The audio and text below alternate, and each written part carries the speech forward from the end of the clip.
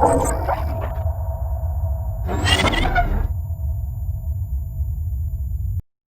to everyone.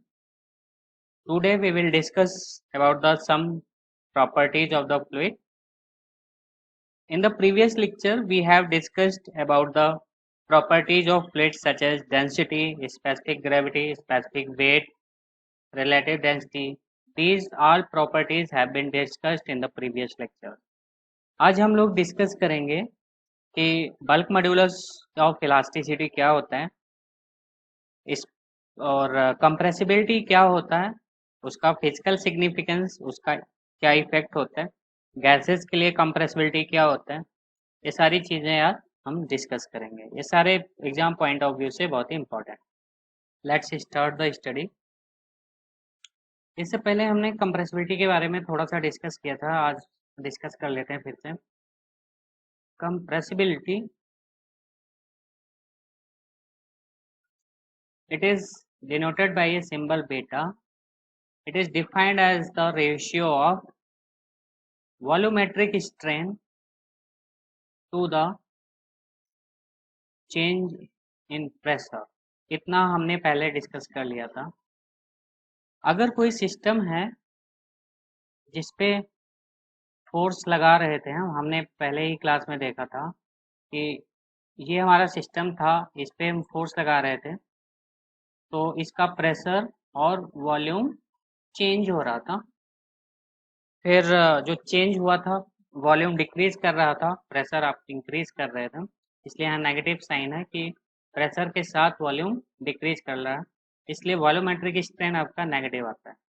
Okay, तो इस system के लिए अगर हम देखें तो इसमें जो मास है गैसेस का या लिक्विड का या फ्लूइड का, वो फिक्स है। Mass is equal to constant, mass यहाँ पे चेंज नहीं हो रहा है। कंप्रेस होने के बाद भी मास उतना ही रहेगा जितना कंप्रेस होने से पहले था, तो mass is equal to constant. Now we know that mass is equal to rho into volume.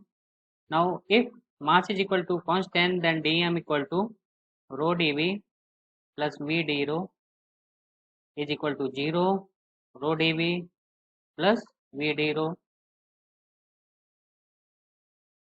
ठीक है, now we will arrange this, we will get dv upon v minus times is equal to d rho upon rho.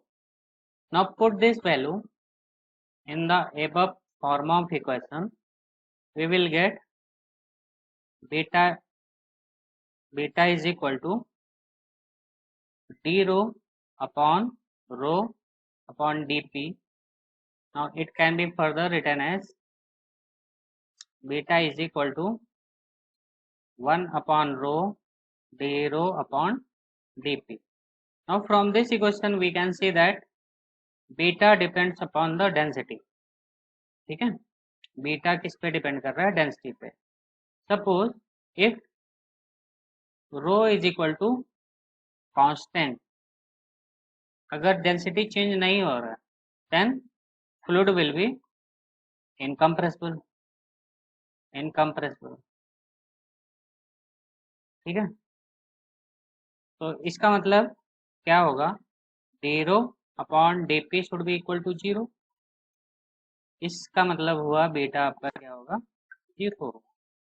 तो for incompressible fluid beta is equal to 0, मतलब अगर beta is equal to 0 है तो fluid आपका कैसा होगा? Incompressible होगा। ठीक, तो जो वाटर है, वाटर इज स्लाइटली कंप्रेसिबल।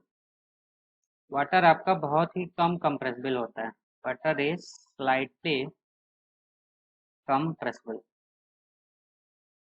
ठीक है, ये लिक्विड है बट स्लाइटली कंप्रेसिबल है, 0.5% कंप्रेसिबिलिटी है। अगर हम गैसेस की बात करें तो gases are generally compressible. Gas को हम कंप्रेस कर लेते हैं, कंप्रेसिबल। ओके, नाउ क्या हमेशा गैसेस कंप्रेसिबल होते हैं? गैसेस आर कंप्रेसिबल ऑलवेज नहीं। आप जानते हो एक है dimensionless number, dimensionless number is equal to Mach number.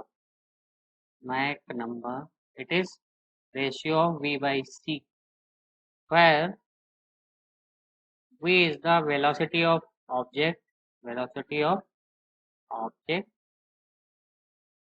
and C is the velocity of sound. Sound के कंपेयर में ऑब्जेक्ट का वेलोसिटी कितना है, it shows Mach number. It is denoted by m is equal to v by c.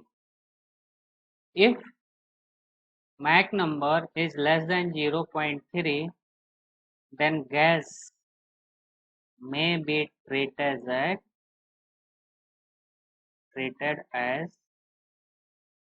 incompressible. Okay. So if Mach number is less than 0.3, then gas may be treated as incompressible. If Mach number is greater than 0.3, then gases are normally compressible. So this is very important fact. ये हर जगह और कई सारे exams में पूछा गया है. Okay, now there is a small question. बहुत छोटा सा क्वेश्चन है, आपको निकालना है व्हाट इज गिवन. क्वेश्चन में गिवन है वॉल्यूम ऑफ लिक्विड और fluid is 1 litre and weight is equal to 7 newton. Then find, क्या क्या निकालना है, specific weight,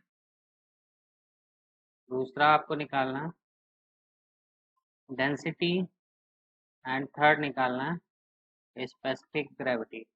okay, now solution इसका क्या होगा, weight is equal to 7 newton, इसका मतलब mg equal to 7 Newton.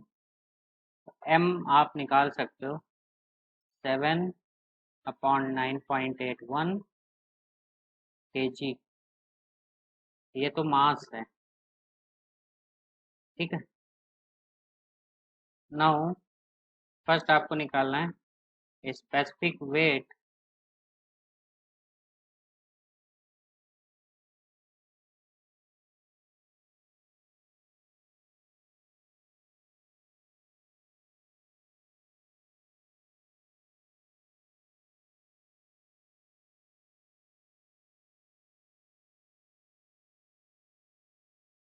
Defined as the ratio of weight to the volume.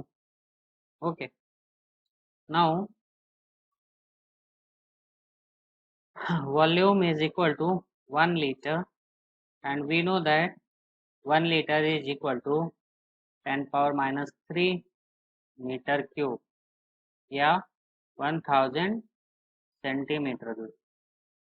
तो वेट आपका दिया हुआ है 7 न्यूटन और वॉल्यूम है आपका 10⁻³ मीटर क्यूब. ये आपका 7000 न्यूटन पर मीटर क्यूब होगा. Now we have to find density. We know that density is equal to rho is equal to mass upon volume. We had obtained mass already 7/9.81. Now divided by volume, that is 10⁻³. It becomes 7000 upon 9.81 kg per meter cube. Now third, we have to find specific gravity. We know that specific gravity is the density upon water density. Density we have already calculated 7/9.81. Now water density is 1000. Okay, so this is the specific gravity. Okay, you may calculate it. तो आज के लिए इतना ही. अगली class में हम लोग viscosity के टॉपिक पे डिस्कशन करेंगे. Thank you.